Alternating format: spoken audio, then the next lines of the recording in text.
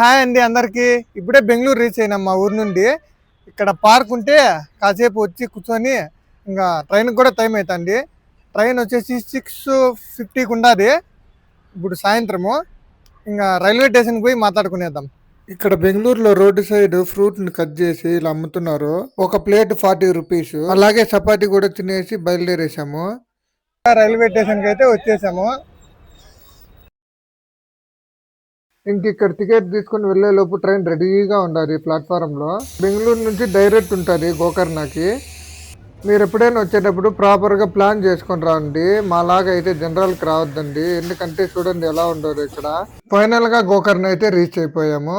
మీరు గోకర్ణ టెంపుల్ కి వెళ్ళాలనుకుంటే అక్కడ ప్రైవేట్ వెహికల్స్ ఉంటాయి, మాట్లాడుకొని వెళ్ళొచ్చు. లేదంటే బై వాక్ వచ్చేయండి స్టేషన్ నుంచి రోడ్లోకి. అక్కడ గోకర్ణకి బస్సెస్ వెళ్తా ఉంటాయి. టికెట్ 1 పర్సన్ 20 రూపీస్ ఛార్జ్ చేస్తారు.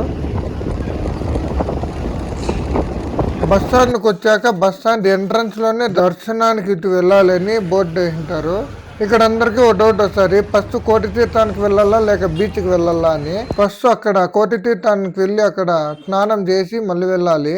ఈ కోటి తీర్థంలో స్నానం చేస్తే మనకున్న సమస్త రోగాలన్నీ పోతాయంట. ఈ కోటి తీర్థంలోనే పితృకర్మలు పిండ ప్రదానాలు జరుగుతాయి. ఇక్కడ తేరు రెడీ చేస్తున్నారు ఈ రోజు లాగడానికి. అక్కడ కోటి తీర్థంలో స్నానం చేశాక ఇక్కడ అరేబియా సముద్రంలో స్నానం చేసేకొస్తారు. ఈ అరేబియా సముద్రంలో స్నానం చేస్తే పూర్వజన్మ పాపాలన్నీ తొలగిపోతాయని ఇక్కడ వారి నమ్మకము.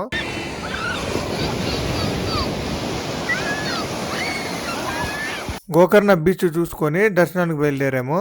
దర్శనానికి వెళ్ళాలంటే పంజా కండువా ముఖ్యంగా ఉండాలండి, లేదంటే దర్శనానికి అలౌ చేయరు. ఒకవేళ మీరు మర్చిపోయి వచ్చేస్తే గుడి ముందర కాకుండా అక్కడ ఎంట్రన్స్ బస్ స్టాండ్ దగ్గర ఎంట్రన్స్ లో అమ్ముతారు. పర్వాలేదు, తక్కువలోనే దొరుకుతాయి, కొనుక్కోండి.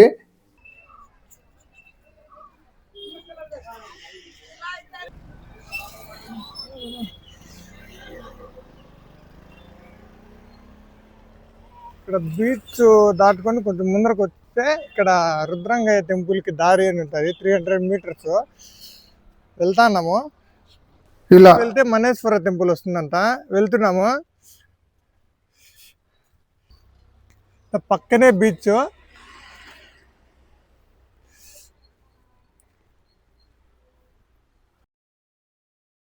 టెంపుల్ ముందరకైతే వచ్చేసాము, కానీ టెంపుల్ క్లోజ్ లో ఉంది. మీరు ఎప్పుడైనా వస్తే రండి.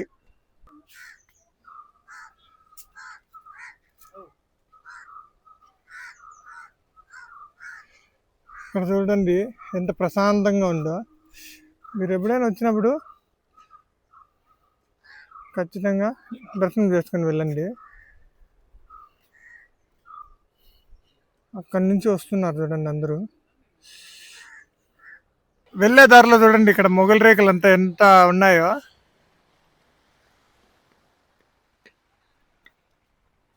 పక్కనే బీచ్ చూడండి, బీచ్ ఎలా ఉందో. మొత్తం అరేబియా సముద్రం ఎలా ఉందో చూడండి. మెయిన్ బీచ్ ఇది గోకర్ణలో.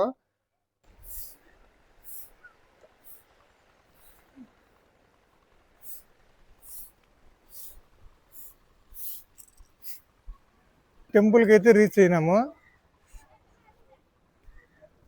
ఇక్కడ ఒక చిన్న కొనేరు ఉంది.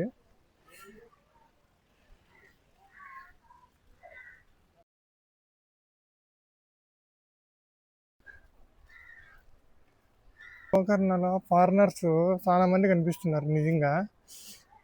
ఇక్కడ చూడండి, ఇక్కడ నుంచి వ్యూ పాయింట్ చూడండి మీరే ఎలా ఉందో. Gokarna main beach view point.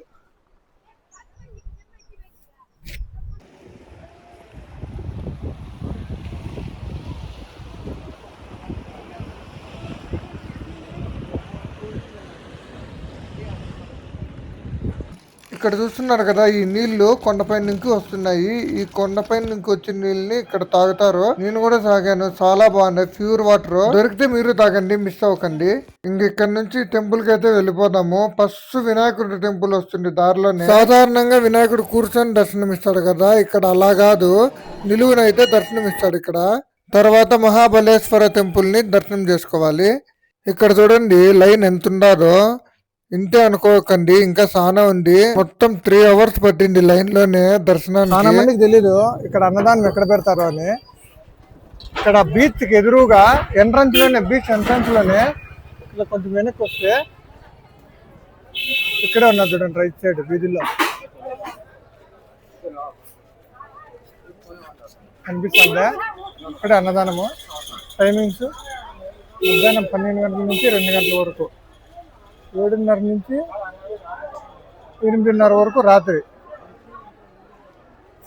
ఇదే అన్నదానం. ఇక్కడ టోకన్ తీసుకొని అయితే వెళ్ళాలి. టోకన్కి ఏం డబ్బులు ఏమి అడగరు, ఫ్రీనే. నేనైతే తినేసి ఇంకా బయలుదేరాను. అప్పుడే చెప్పాను కదా గోకర్ణ తేరు ఈ రోజు అని. మొత్తానికి తేరు అయితే నీట్ గా రెడీ చేయించారు. మీరు కూడా వెళ్ళాలనుకుంటే ఇలా వెళ్ళండి.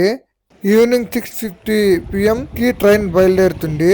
నెక్స్ట్ డే మార్నింగ్ 7:30కి అయితే చేరిపోతారు. ఆ రోజు వెళ్ళి మొత్తం దర్శనం చేసుకొని మళ్ళీ ఈవినింగ్ 6:30కి అయితే ఉంది ట్రైన్ బెంగళూరుకి. 7:30 కంటే బెంగళూరు రీచ్ అయిపోతారు. ఇలా సింపుల్ గా గోకర్ణ ట్రిప్ కంప్లీట్ చేసేయచ్చు. ఎలా అనిపించిందండి వీడియో? నచ్చిందా? ఈ గోకర్ణ ట్రిప్ ఇంతటితో సమాప్తము. ఈ వీడియోలు అన్ని మీకు సరిగ్గా చూపించినానని అనుకుంటున్నాను. ఇంకా ఏదైనా మిస్ అయింటే కామెంట్లో చెప్పండి. ఈ వీడియో కానీ మీకు నచ్చినట్లయితే లైక్ చేయండి, షేర్ చేయండి, సబ్స్క్రైబ్ చేసుకోవడం మాత్రం మర్చిపోకండి.